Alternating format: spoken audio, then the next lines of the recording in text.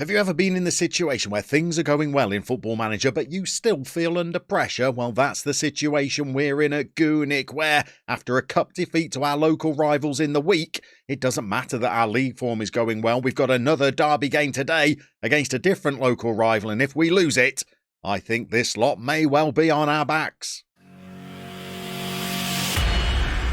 So here's how life has been going in Poland so far. On the face of it, it seems like it's all sunshine and unicorns. It's not quite that way, let me assure you. In the league, things have been going absolutely swimmingly. We've played 10 games, we've won 9 of them.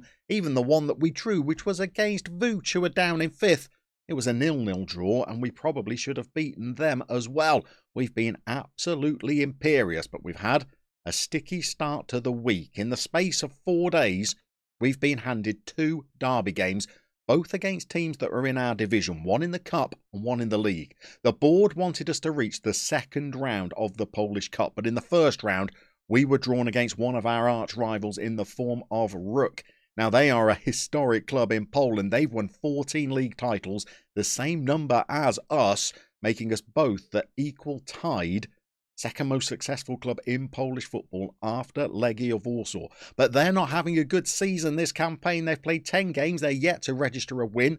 They've only got 5 points. But in the Cup, when we fielded some of our youngsters, they absolutely destroyed us. The press were incredulous. The fans were not happy. And today, we've got another derby game to try and navigate. We're going to be playing Piast Gliwice, who are higher up in the league than Ruch. And I think it could be another tricky game. I don't think anything less than a convincing victory is going to be enough to get the press and the fans off our back, despite our excellent form. And here is that form in question. Since our last episode, where you saw us get the campaign off to a good start with a 1-0 victory over Pushka, we have been pretty fabulous. There's that 0-0 draw with Vooch, the only time that we've failed to score this season. In fact, we've scored 4 goals in 5 of our 10 league games so far, including scoring 4 in 3 games in the row before that dreaded cup game. We were 3-0 down on 87 minutes before we got a late consolation goal. They really could have scored more than they did. They hit the woodwork, and our goalkeeper, Slim Shady, had to make a couple of decent stops. Otherwise, it could have been worse, although a lot of these players that we rotated into the squad are not going to be involved today, not just because of their poor performance in this game, but because some of our other players have been performing superbly so far this season. Let's show you some of our key men so far this campaign. So our lineup today is going to look radically different to how it did in the Cup in midweek. I think I've probably made a huge error of judgment thinking that I could rotate the squad and still beat the team that was bottom of the table in the Cup. The board are not going to be happy that we failed to meet that objective, but I prioritised the league. I looked at our form during the first 10 games of the season and thought, we've got a real shot of getting the title, or at least getting promoted during our time with Goonick. Maybe we should make that our priority, get another promotion on our CV. That will give us the reputation boost. But the boys we brought into the squad during the week really didn't perform well. Fortunately, our starting 11 is strong, and I am very much a man for a starting 11. I'm not a huge squad rotator by nature, and I've been lucky so far that a number of our players have stayed fit. The only really injury problems that we've had so far is to our right back, who I think is one of our strongest players, but he has missed quite a few games with a little niggly injury. He's on his way back today, not quite fit enough to start. He's also very, very sulky because we denied him a move towards the end of the transfer window, and he thought he should be allowed to go and join a top flight club. We thought he should stay and try and help us gain promotion. Fortunately, we have another right back, our deputy, who's played pretty well so far. He's come on in 3 games. He's started 4 of them. He's averaging over a 7. I guess on paper he's not as strong as the player that he's deputising for, but he's done okay. But we have had some absolute standout performances. Let's start with some honourable mentions first of all, such as Adrian Slim Shady, who can't train for toffee, but has been pretty solid for us in the league so far. He's managed to get himself 5 clean sheets. He's only conceded 6 goals so far this season. He's made some good saves for us. We've not relied on him like we did with Lejiang when we were at Peronia, but he's still been a very solid citizen. as has what was not meant to be one of our starting centre-backs. This is Jakub Szymanski. Again, not a great trainer. We didn't have him in our starting 11 at the beginning of the season, but another one of our players threw their toys out of the pram when we denied them a move to a top-flight club. So we started the season with the man Szymanski, and he's now managed to get 2 assists and 3 goals as a centre-back, and has played very, very well in the games that he's been partnered with the Hoff.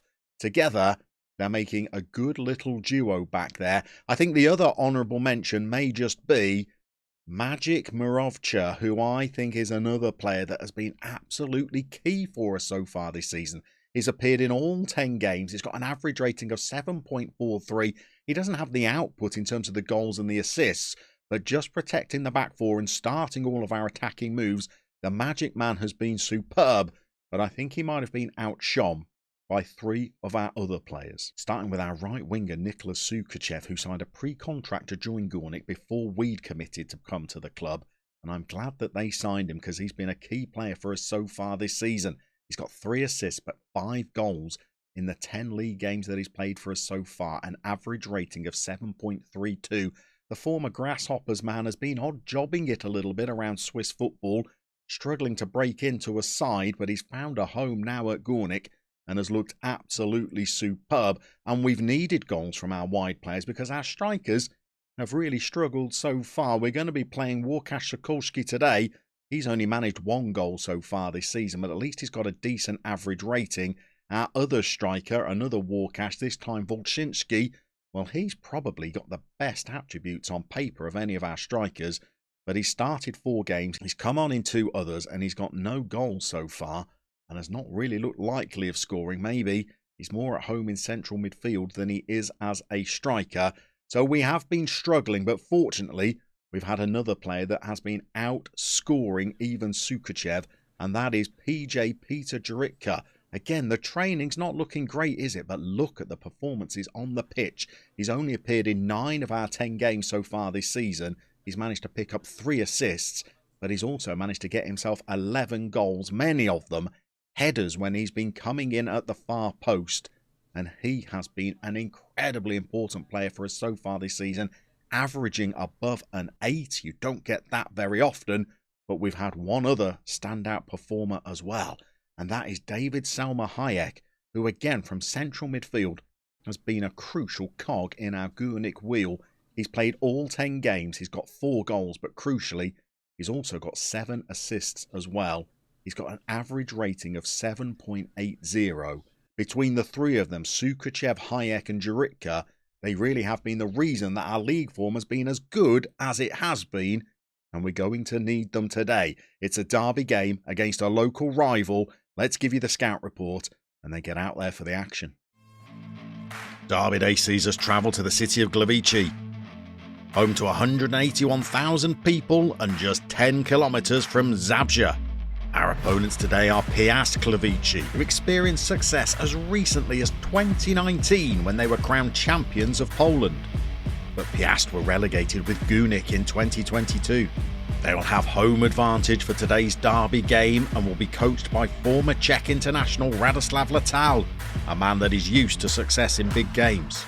In this part of the world, this is a fierce rivalry. A match that was abandoned in 2018 when Gornik fans stole and set light to Piast flags. Form goes out of the window in this must-win derby game as Piast Gliwice host Gornik.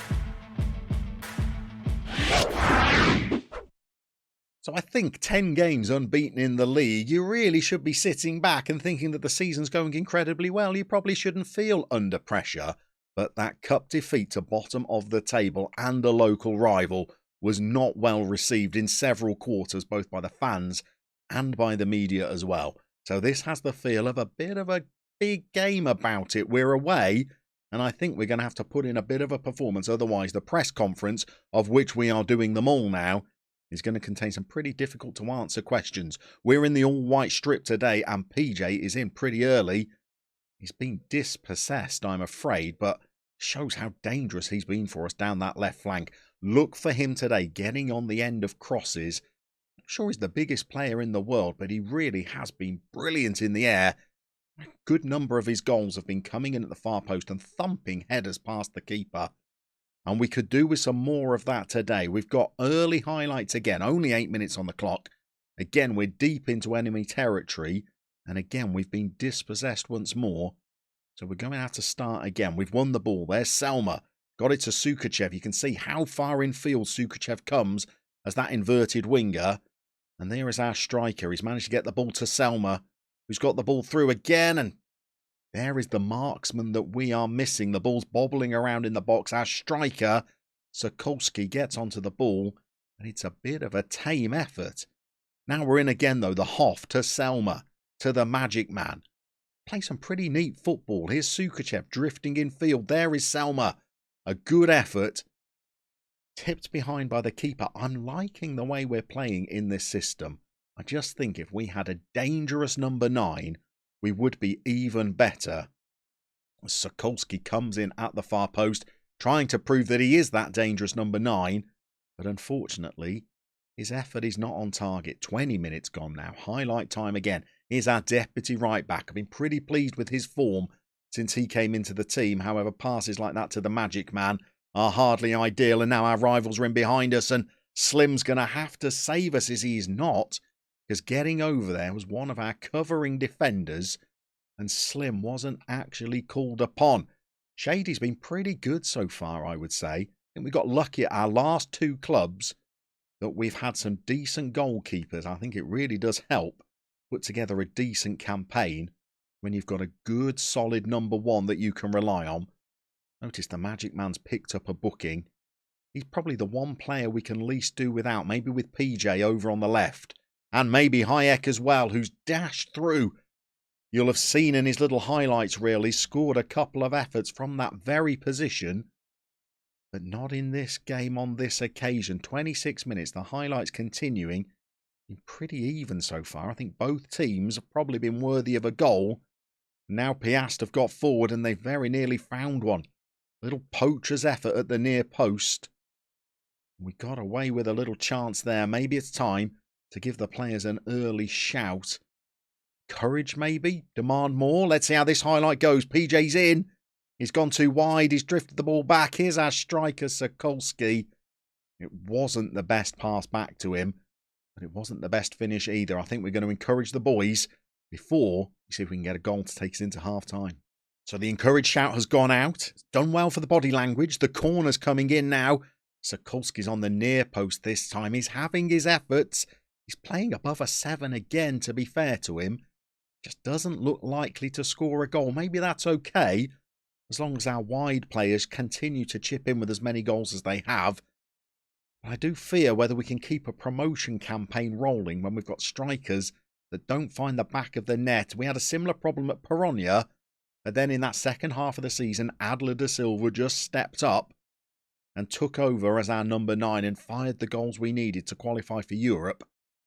Sokolski, I feel, might not be that man, but PJ certainly is. The ref's having a look at this. We do have VAR in Poland, by the way, and they're going to be checking whether PJ was offside there. I think his run was good.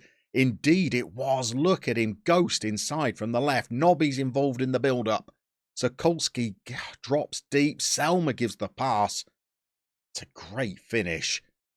Maybe Sokolski could continue to play that withdrawn striker role without regularly chipping in goals himself. As long as PJ's in the team, look at him. He's fleet-footed, he's nimble, he's agile, and he's clinical in front of goal as well. And that gives us the edge going into half-time. We're going to tell the boys they're in control of the game, but we'd like them to find another gear. I think we're going to need another goal to make this game safe. So the second half is underway. Our mate Sokolski up front is on a 7.6 at half-time, despite not really testing the keeper with any of his efforts. So maybe we've been giving him too much of a hard time. He is playing well.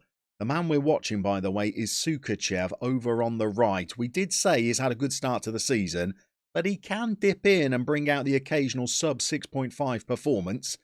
And he looks like he might be delivering one of those today because he's on a 6.4 so far and has been booked. So it might be that we'll give him a short afternoon. And there is Łukasz Sokolski. Maybe we've been a little bit too harsh on the veteran. Maybe he just needed a little bit of time to get used to the system. Maybe rotating him in and out on the side because we weren't happy with his goal scoring, has been detrimental to him. Maybe you just need a run of games because that's a good finish. 52 minutes, we're 2-0 up in the derby, and we're still looking at Sukachev a little bit concerned with his performance. Up to a 6.5, but I think we're going to need a little bit more from him in order to prevent him coming off as our first substitution. Hayek, why did we highlight him before the game? He's embarrassed himself a little bit this afternoon, I think, hasn't he? He gets into great positions. Normally he's been taking them. Not this afternoon. We're approaching the 65-minute mark. I think Sukachev could be making way. Okay, the first change has been made. We've brought on Shimasko over on the right wing. It's led to a quiet period in the game. In fact, we're into 80 minutes, and I think it's time to make our other two changes. We do have some pretty tired legs out there, including the Magic Man. So we're going to bring him off for Jan Flack. The Magic Man really is integral to us. Jan Flack is not quite on Magic's level, unfortunately. The other play we could really do with taking off is our deputy right back, but that would mean rushing back Matthias back into action, and I'm not sure he's really fit enough. Pulled calf muscle, still really out for another 8 days to 2 weeks. I don't think that's going to be the change that we're going to make, unless we could do something a little bit of a fudge. Maybe we could move Shimasko over to be the right back. I'm not sure he is a galloping wing back, and in his place we're going to bring on one of our young centre backs. Hopefully that will get us through to the 90-minute mark and also protect our most tired legs, because we've got lots of more crucial games coming up. But I think the boys have done a pretty professional job today. If Hayek had taken a couple of those chances, I think we could have done even better. If we have a look at how the league table's looking after that game, we'll see what our lead is at the top of the table. And it's looking pretty encouraging. We may be out of the cup. We may have lost to a local rival, one that's now gone 11 games without being able to pick up a win. But at the top of the table, we are looking good. We are 8 points clear of that third place team. Looking good for promotion during the early parts of the season. We know there's going to be lots of twists and turns. And if we do pick up a couple of injuries to key men, I don't know whether we've got the strength in depth to replace them, but by the time you come back and see us for Wednesday's episode, I think we'll be approaching 18, 19 games through our first season in Poland. Are we still going to be near the top of the table, or have we suffered a poor run of form that's let us slip back to mid-table mediocrity?